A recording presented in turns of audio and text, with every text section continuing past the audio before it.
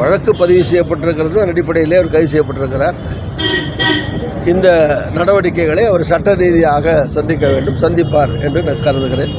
அரசியல் அராஜகம் அப்படிங்கிற ஒரு வார்த்தையை அது வழக்கு போட்ட பிறகு அந்த சட்டத்துக்கு உட்பட்டு அவர் கைது செய்யப்பட்டிருக்கிற காரணத்தினால தான் அவர் நீதிபதி ரிமாண்ட் பண்ணியிருக்கார். 4 நாள் ஜெயிலில் இருக்கார். அவர் விடுதலை பெற அவர் முயற்சிக்கலாம். அதற்கான சட்ட வகைகளை அவர் நாட வேண்டும். அவர் குற்றவாளியா நிரபராதியா, அவர் பேசியது தவறா சரியா என்பதெல்லாம் நீதிமன்றம் சொல்ல வேண்டிய தீர்ப்பாகும். தற்போது தமிழக அரசு கூட்டணியில் முக்கிய பார்ட்னர் இருக்கீங்க. தமிழக கூட்டணியில் சலசலப்பு ஏற்படும், இது 2024 வராதுன்னு எடப்பாடி தொடர்ந்து சொல்லிட்டு வர்றாரு. காங்கிரஸுடைய ஒரு மிக மூத்த தலைவராக உங்களோட பார்வை? எடப்பாடி பழனிசாமி அவர்கள் அவருடைய விருப்பத்தை அவர் சொல்லுகிறார், அல்லது அவர் எது தேவை என்று அவர் நினைக்கிறாரோ, அவர் கட்சிக்கு எது சாதகமானது நினைக்கிறாரோ அந்த வகையில் அவர் சொல்லுகிறார். கூட்டணி கட்சியினுடைய தலைவர்கள் வருகிற முறையில் என்னுடைய கருத்து என்னவென்றால், இந்த கூட்டணி பலமாக இருக்கிறது. ஏற்கனவே பல வெற்றிகளை நாடாளுமன்றம், சட்டமன்றம், உள்ளாட்சி போன்றவற்றிலே இந்த கூட்டணி மாபெரும் வெற்றியை பெற்றிருக்கிறது. இந்த கூட்டணி இன்டாக்டாக இருக்கிறது, ஒற்றுமையாக இருக்கிறது. அதில் விரிசல் வருவதற்கான வாய்ப்பு எதுவும் கிடையாது. எனவே எங்களுடைய கூட்டணி திமுக, காங்கிரஸ் உள்ளிட்ட இந்த கூட்டணி எதிர்காலத்திலேயும் வெற்றி பெறும். அதற்கான வாய்ப்புகளே பிரகாசமாக உள்ளது. அதிமுக பொறுத்தவரை எடப்பாடி பழனிசாமி நேற்று பேசும்போது எல்லா திட்டங்களுக்கும் கலைஞர் பேர் வைக்கிறாங்கன்னு ஒரு குற்றச்சாட்டு வச்சாரு. அதுக்கு ஸ்டாலின்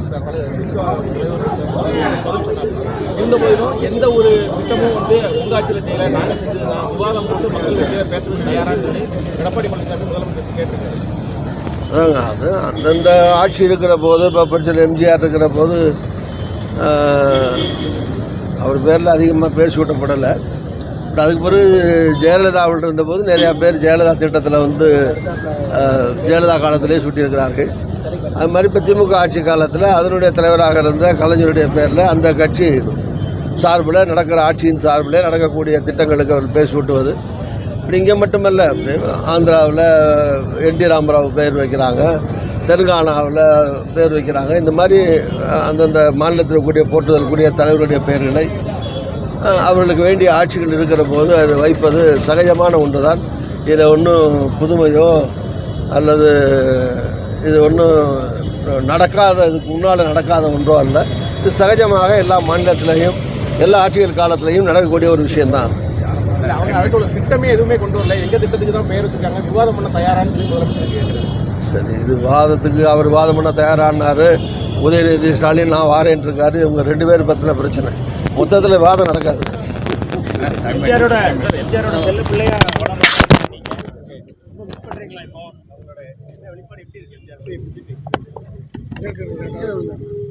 இல்லை, பட்சத்தில் எம்ஜிஆரை பொறுத்த வரைக்கும் எம்ஜிஆர் எனக்கு ஒரு அரசியலில் எனக்கு அடையாளம் தந்தவர், அங்கீகாரம் தந்தவர், என்னை வளர்த்தவர், உருவாக்கியவர், ஆளாக்கியவர் பட்சத்தில் எம்ஜிஆர் அவர்கள்.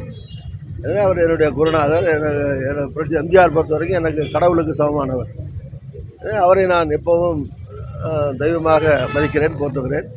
பல்வேறு சூழ்நிலைகள் காரணத்தினாலே அரசியலில் மாற்றங்கள், ஏற்ற இறக்கங்கள் ஏற்பட்டாலும் என்றைக்கும் பட்சத்தில் எம்ஜிஆருக்கு விரோதமாக நான் பேசியதும் இல்லை. எம்ஜிஆருக்கு விரோதமாக இந்த காலத்திலும் கடந்த 50 ஆண்டுகளில் நான் செயல்பட்டதும் இல்லை. எதிர்காலத்திலும் எம்ஜிஆருக்கு விரோதமாக செயல்படவும் முடியாது, செயல்படவும் மாட்டேன். திட்டங்களுக்கு இந்த மாதிரி பெயர் வைக்கிறது சரியா தவறா?